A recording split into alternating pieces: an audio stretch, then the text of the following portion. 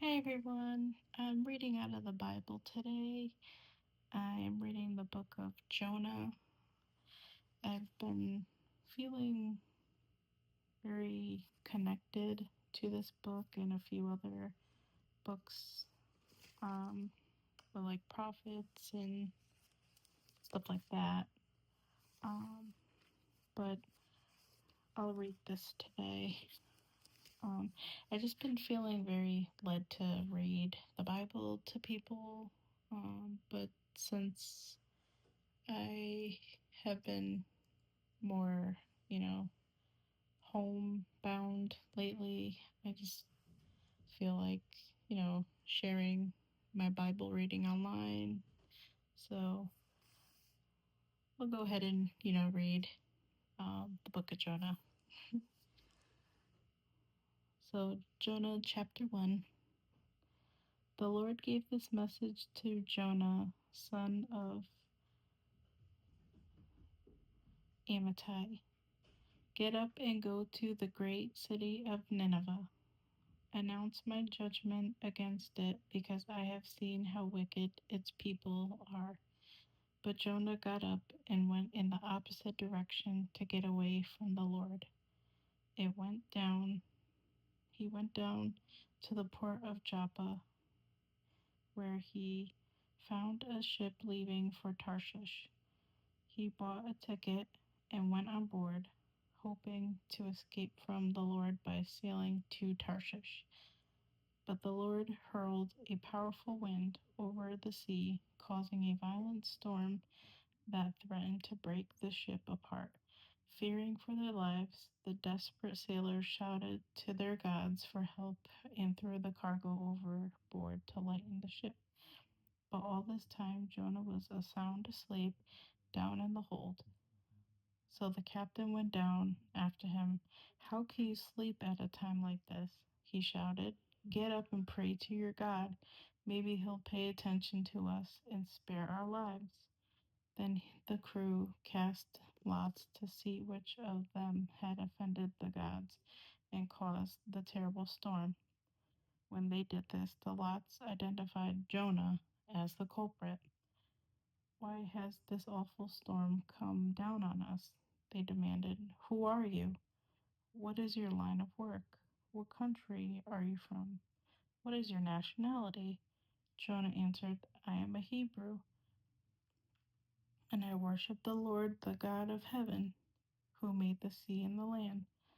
The sailors were terrified when they heard this, for he had already told them he was running away from the Lord. Oh, why did you do it? They groaned. And since the storm was getting worse all the time, they asked him, what should we do to you to stop the storm? Throw me into the sea, Jonah said. It will become calm again. I know that this terrible storm is all my fault. Instead, the sailors rowed even harder to get the ship to land, but the stormy sea was too violent for them, and they couldn't make it. Then they cried out to the Lord, Jonah's God. O Lord, they pleaded, don't make us die for this man's sin, and don't hold us responsible for his death. O Lord, you have sent this storm upon him for your own good reasons. Then the sailors picked Jonah up and threw him into the raging sea, and the storm stopped at once. The sailors were awestruck by the Lord's great power, and they offered him a sacrifice and vowed to serve him. Now the Lord had arranged for a great fish to swallow Jonah, and Jonah was inside the fish for 3 days and 3 nights. Jonah's prayer. Chapter 2. Then Jonah prayed to the Lord his God from inside the fish. He said, I cried out to the Lord in my great trouble, and he answered me. I called to you from the land of the dead, and Lord, you heard me. You threw me into the ocean depths, and I sank down to the heart of the sea, and the mighty waters engulfed me. I was buried beneath your wild and stormy waves. And then I said, O Lord, you have driven me from your presence. Yet I will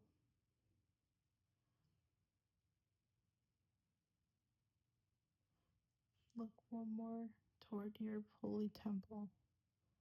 I sank beneath the waves, and the waters closed over me. Seaweed wrapped itself around my head.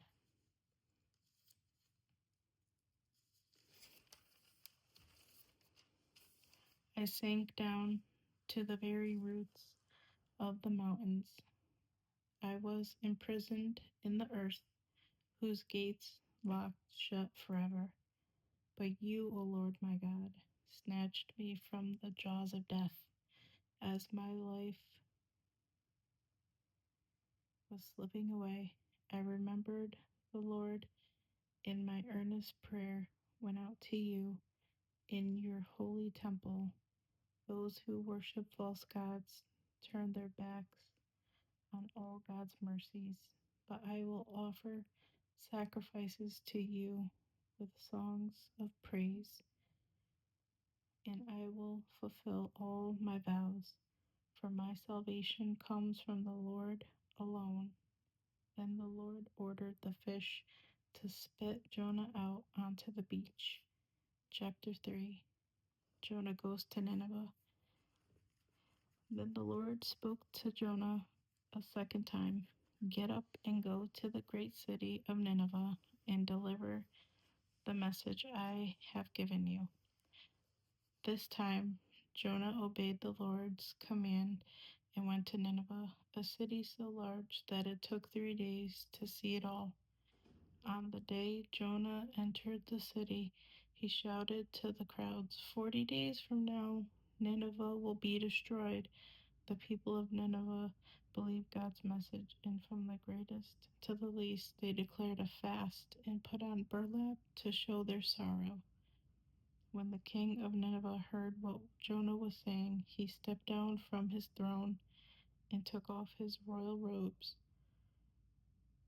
He dressed himself in burlap and sat on a heap of ashes. Then the king and his nobles sent this decree throughout the city: no one, not even the animals from your herds and flocks, may eat or drink anything at all. People and animals alike must wear garments of mourning, and everyone must pray earnestly to God. They must turn from their evil ways and stop all their violence. Who can tell? Perhaps even yet God will change his mind and hold back his fierce anger from destroying us. When God saw that they had done this, and how they had put a stop to their evil ways, he changed his mind and did not carry out the destruction he had threatened. Jonah's anger at the Lord's mercy, chapter 4. This change of plans greatly upset Jonah, and he became very angry. So he complained to the Lord about it. Didn't I say before I left home that you would do this, Lord? That is why I ran away to Tarshish. I knew that you are a merciful and compassionate God, slow to get angry and filled with unfailing love. You are eager to turn back from destroying people. Just kill me now, Lord. I'd rather be dead than alive if what I predicted will not happen. The Lord replied, is it right for you to be angry about this? Then Jonah went out to the east side of the city and made a shelter to sit under as he waited to see what would happen to the city. And the Lord God arranged for a leafy plant to grow there, and soon it spread its broad leaves over Jonah's head, shading him from the sun. This eased his discomfort, and Jonah was very grateful for the plant. But God also arranged for a worm. The next morning at dawn, the worm ate through the stem of the plant so that it withered away, and at the sun grew hot, God arranged for a scorching east wind to blow on Jonah. The sun beat down on his head until he grew faint and wished to die. Death is certainly better than living like this, he explained. Then God said to Jonah, is it right for you to be angry because the plant died? Yes, Jonah retorted, even angry enough to die. Then the Lord said, you feel sorry about the plant, though you didn't do nothing to put it there? It came quickly and died quickly, but Nineveh has more than 120,000 people living in spiritual darkness, not to mention all the animals. Shouldn't I feel sorry for such a great city? Thank you for listening.